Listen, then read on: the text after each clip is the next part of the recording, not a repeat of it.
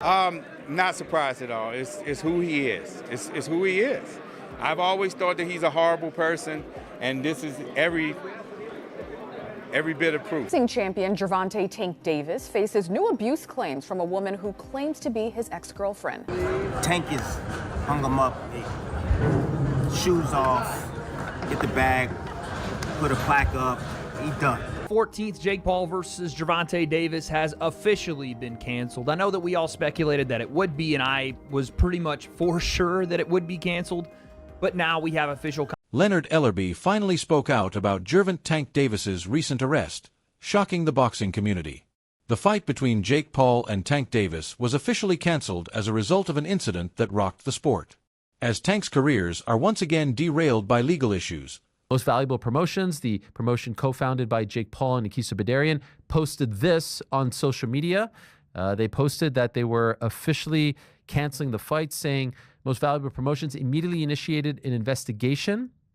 No, I had the wrong one. Okay, I'm reading this one. Most Valuable Promotions and Netflix have announced that Jake Paul versus Gervonta Davis, the one I was reading was the one from late last week, originally scheduled for Friday, November 14th at the Kaseya Center in Miami, Florida, will no longer be moving forward. Quote, our team has worked closely with all parties to navigate this situation responsibly, said Nikisa Bedarian, CEO of MVP.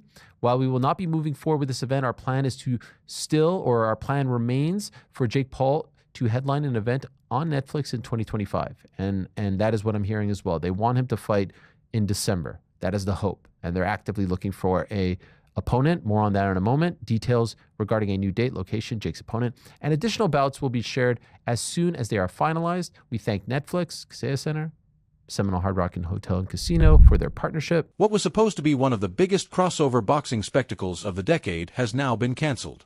Ellerbe, a seasoned promoter who was formerly CEO of Mayweather Promotions and has a solid relationship with Davis's promotional network, openly stated that the issue had gone too far.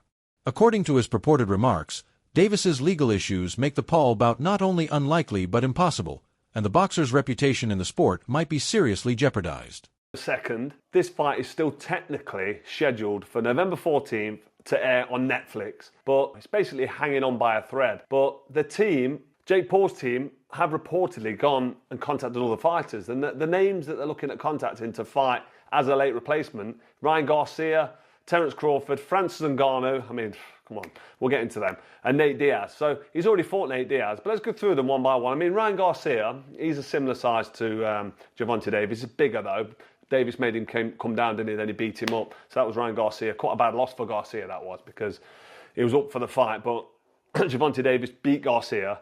Garcia also isn't really big enough to be jumping in with Jake Paul, but that's a fight that potentially could happen. Garcia is a massive name. He's a big he's a social media star. He's a big public figure. Loads of followers on Instagram and social. I mean, his Instagram's over 1 million, I'm sure it is. According to reports, Ryan Garcia has received a formal offer from Jake Paul's team to take Gervonta Davis's place and start on November 14th. According to some accounts, Garcia was contacted by Paul's promoter, Most Valuable Promotions, as a result of Davis's legal issues.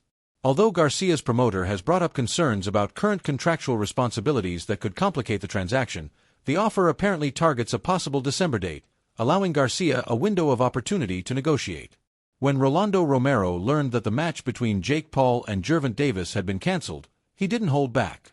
Romero criticized the fall of the stacked cards. Slap Jake Paul across his face because, first and foremost, man, I'm tired of this YouTube boxing stuff, man. I really am. I am more tired of this YouTube boxing stuff than everyone else, man. Oh, let's make this happen, bro. I'll be ready in a week. I'll be ready to slap Jake Paul across the face in a week. I will slap Jake Paul across his face. But who cares? I don't care. Roll over Jake Paul 2025, bro. I knocked out another YouTuber. I knocked out. Bro. Jake Paul gets knocked. Accusing Paul of pursuing a spectacle rather than a legitimate opponent. Romero also directly challenged Paul, saying he would smack him around if the fight ever took place. Romero then shifted his attention to Ryan Garcia, accusing him of avoiding a rematch that both of them were contractually entitled to. Romero claimed that the boxing industry is sick of talkers and wants competitors who show up, calling Garcia unreliable and afraid for reneging on their rematch deal. Oscar De La Hoya addressed speculations that Gervonta Davis would be replaced by Ryan Garcia. Let me just tell you why this fight is not going to happen. Ryan Garcia fights for DAZN, and Jake Paul fights on Netflix. I mean, that's pretty much the bottom line. Golden Boy has a contract with DAZN. Ryan Garcia has a contract with Golden Boy. And that's just the way it is. I mean, this is business. You know, Ryan Garcia's probably going to rant saying, oh, you're keeping me from making money and this and that and fighting. No, you have to go by the law, by the rules. You have a contract with DAZN. You have a contract with Golden Boy. It just doesn't happen that way. So anyway, until next time, we'll see you Saturday for Virgil Ortiz. But again, he affirmed that such discussions never took place and stated unequivocally that he would personally publicize any meaningful negotiations. De La Hoya stressed that fans shouldn't anticipate a sudden crossover battle with Jake Paul because Ryan Garcia is concentrating on other preparations. His response stopped rumors from spreading and served as a reminder to the boxing community that not all rumors are true. The advertising firm. Fans who buy tickets through official methods like Ticketmaster will automatically receive refunds between 14 to 21 days of their initial purchase, according to Most Valuable Promotions, or MVP. DAZN. First off, I'll say kudos to MVP for refunding people that did buy tickets to this event and also navigating this thing with professionalism, which they did the entire way through. You got to give them credit for that. They really stayed quiet on the rumor front and just handled things as a professional company. That's all you can really ask for. Jake Paul has, in the last couple of hours, tweeted idiot, and then God has a plan always. Two things that I think are both referring to this fight. First off, calling Gervonta Davis an idiot, I assume, and then obviously, God has a plan always, referring to this thing is probably going to work itself out. Obviously, this video is dedicated to talking about future opponents for Jake and potential fight dates. I do have something that I don't know if it's misinformation or not, but I'm just going to talk about it here. This is a tweet from somebody named ATalkers5. I don't know how realistic this potentially even could be, but this is from 4 hours ago. They said 2 of the female bouts scheduled for Jake Paul versus Gervonta Davis undercard are now. MVP suggested getting in touch with the vendor directly to start the refund process for ticket holders who use secondary marketplaces or resale platforms because automatic processing might not be applicable. This refund policy is a component of MVP's larger statement that acknowledges the event's cancellation and discusses how they are managing fan commitments in the wake of the cancellation. Francis Ngannou has become Jake Paul's top replacement opponent, according to several sources close to the Most Valuable Promotions. Jake Paul, he's fighting, and I'm like, no, bro, come on, don't disrespect me like that. And then they even say like, even come out after and say, and what if the number are good? He sent out some number. I'm like, it's not about the number.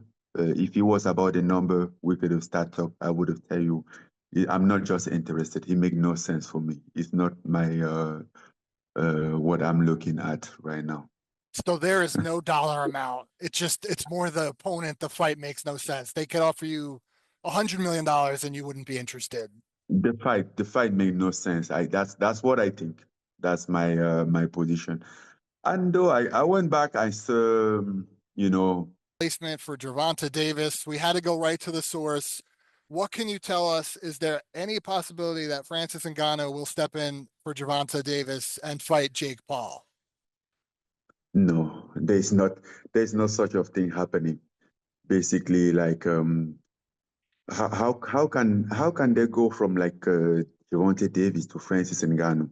Like, I mean, Gervonta Davis is a fantastic boxer, but and is a one-shot knockout artist, but come on, like the weight different and everything, it make no sense. The Gervonta Davis, you say, okay, the size different can level up, but at this point, for me. According to reports, negotiations are taking place to complete what would be one of the most thrilling crossover fights in modern boxing history. And Ngannou, who made his boxing debut against Tyson Fury and subsequently faced Anthony Joshua, continues to be a huge pay-per-view attraction with widespread popularity. Valuable Promotions, the promotion co-founded by Jake Paul and Nikisa Badarian, posted this on social media. They posted that they were officially canceling the fight, saying Most Valuable Promotions immediately initiated an investigation. No, I had the wrong one. Okay, I'm reading this one. Most Valuable Promotions and Netflix have announced that Jake Paul versus Gervonta Davis, the one I was reading was the one from late last week, originally scheduled for Friday, November 14th at the Kaseya Center in Miami, Florida, will no longer be moving forward. Quote, our team has worked closely with all parties to navigate this situation responsibly, said Nikisa Badarian, CEO of MVP. While we will not be moving forward with this event, our plan remains for Jake Paul to headline an event on Netflix in 2025. And that is what I'm hearing as well. They want him to fight in December. That is the hope. And they're actively looking for a opponent. More on that in a moment. Details regarding a new date, location, Jake's opponent, and additional bouts will be shared as soon as they are finalized. We thank Netflix, Kaseya Center, Seminole Hard Rock and Hotel and Casino for their partnership. Then there's some information about, fans who purchase tickets. You can see all of this online. I did speak to Nikisa briefly, and I've seen some people say like, hey, and this was his take. Like, I asked him two questions, basically, like, did this have anything to do with the ticket sales? He said this was going to be a very, very successful event for them financially.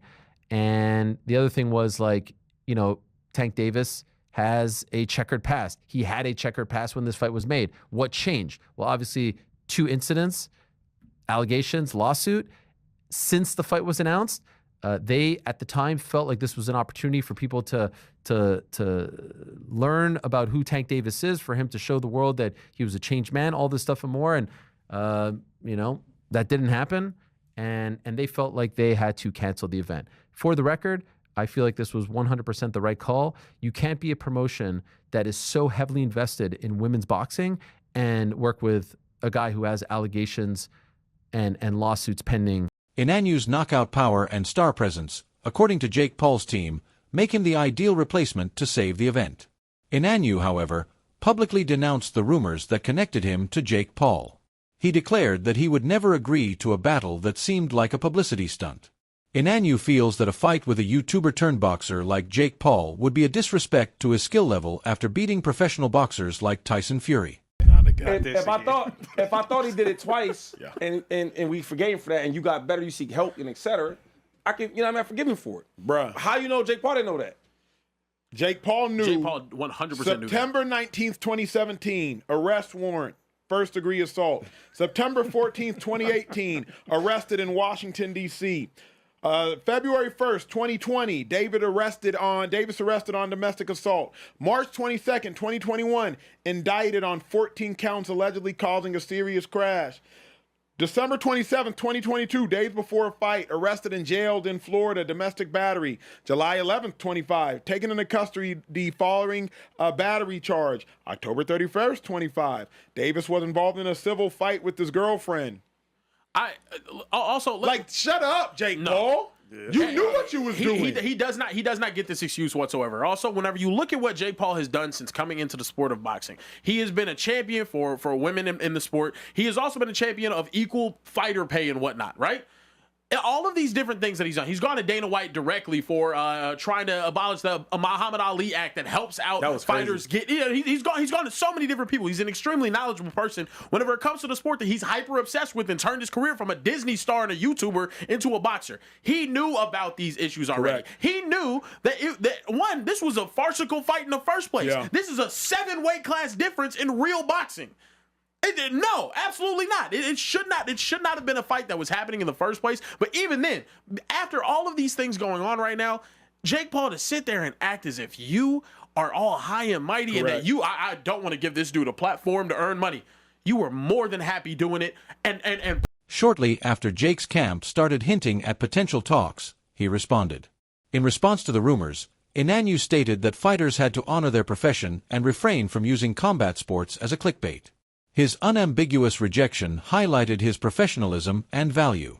The supporters valued his candor and concurred that it would not have made sense financially or competitively for him to face Jake Paul.